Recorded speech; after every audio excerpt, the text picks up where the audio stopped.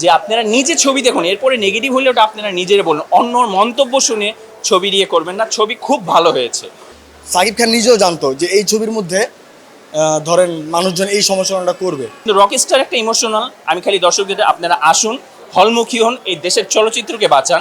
দেশের চলচ্চিত্র বহির্বিশ্বের সাথে, যেমন ইন্ডিয়ারা তারা গর্ব করে তাদের চলচ্চিত্র নিয়ে, তারা কিন্তু ব্যাড রিভিউ দেয় না, যেরকমই ছবি হোক তারা নির্ভর। তাহলে আমাদের এই রকস্টার ভিন্নতর কাহিনী মাত্রা এনেছে, আপনারা দেখুন, উৎসাহিত করুন।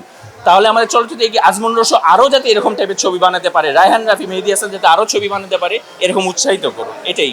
সাবিলা নূরকে আপনার ওই তাণ্ডব ছবিতে তাদের কেমিস্ট্রিটা একটু গ্যাপিং ছিল, আমি প্রথমেই কথাটা বলেছি। ওই গ্যাপিংয়ের সময়টা মানে মনে হচ্ছিল একটু দূরত্ব, কিন্তু বর্তমানে যে আজমল রসুর ডাইরেকশনে কেমিস্ট্রি জিনিসটা, যে রোমান্টিক সিন, চরিত্রের প্রয়োজনে সিনগুলো যে প্রদর্শন করা, যেটা বাংলাদেশে খুব কম, ধর্মীয় ভাবমূর্তির কারণে কম। এই ধর্মীয় ভাবমূর্তির ইয়ার থেকে বেরিয়ে এসে ছবিকে প্রদর্শন করতে হবে ভবিষ্যতেও, ঠিক আছে? তাহলে এটা করতে পারলে খুব ভালো কেমিস্ট্রি হয়েছে। তবে বেশিরভাগ দর্শকরা বলে ইদি কাবাল আর শাকিব খানের জোড়াটা বেস্ট। আমি মনে করি সাবিলা নূরেরটাও ভালো, মোটামুটি ভালো।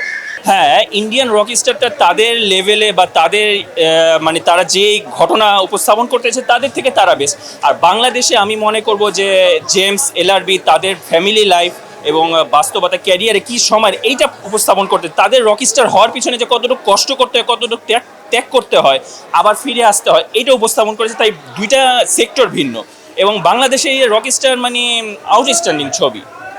আর সবচেয়ে বড় কথা, আমি বাংলাদেশে একটা জিনিস থেকে, ধর্মীয় ভাবমূর্তি থেকে কারণে বাংলাদেশে একটা জিনিসে একটু পিছিয়ে ছিল, সেটা হচ্ছে মানে কিছু রোমান্টিক সিন বা অন স্ক্রিনে কেমিস্ট্রিটা, এটা পিছিয়ে ছিল। আজমল রসুর ছবিতে মানে অনেকটাই ওপেনলি মানে রোমান্টিক সিনগুলো আসলে কি মানে ধর্মীয় ভাবমূর্তি আর সামাজিকতার ছবির মধ্যে এটা আনা যাবে না, তাহলে বহির্বিশ্বের সাথে। কারণ আমরা কি পাঠান ছবিতেও কিন্তু আমরা বিভিন্ন গেটআপে দীপিকাকে দেখি, তাহলে সেটা যদি আমরা বাংলাদেশে বসে হলে দেখতে পারি, তাহলে আমাদের বাঙালি, আমাদের নারীরা তারা যদি এগিয়ে যেতে চায়, যেমন মিথিলা যথেষ্ট প্রচেষ্টা করেছে, তাহলে তাকে কেন একটা ব্যাড রিভিউ দিব?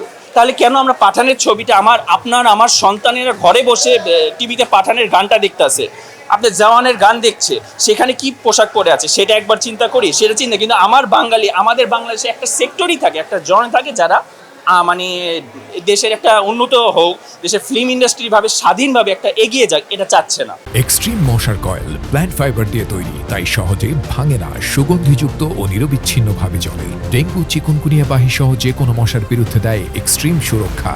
যে আপনারা নিজে ছবি দেখুন, এরপরে নেগেটিভ হলে ওটা আপনারা নিজেরা বলুন, অন্যর মন্তব্য শুনে ছবি দিয়ে করবেন না। ছবি খুব ভালো হয়েছে, 10 আউট অফ 10ই দেওয়া।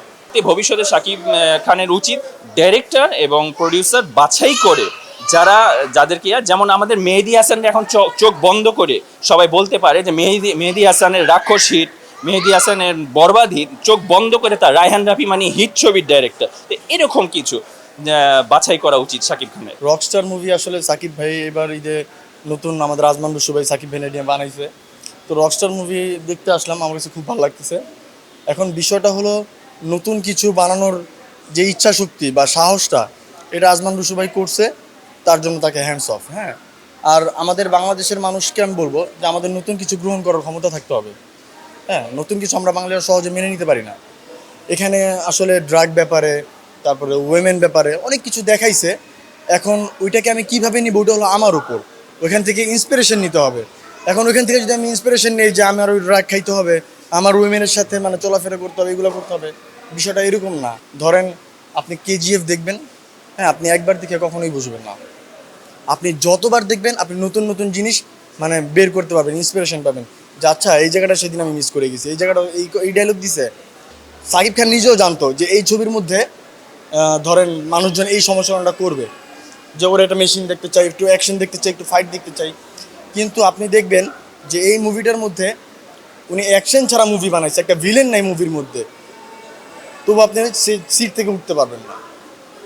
আমরা মানে গান শুনি মানুষের, কিন্তু গানের মধ্যে যে লিরিক থাকে, লিরিক কিন্তু কখনো নোট করি না যে লিরিকে কি বলতেছে। আপনি বসবেন, আপনি গানের লিরিক ফিল করবেন, দেখবেন কোন সিচুয়েশনে কোন গান হওয়া দরকার।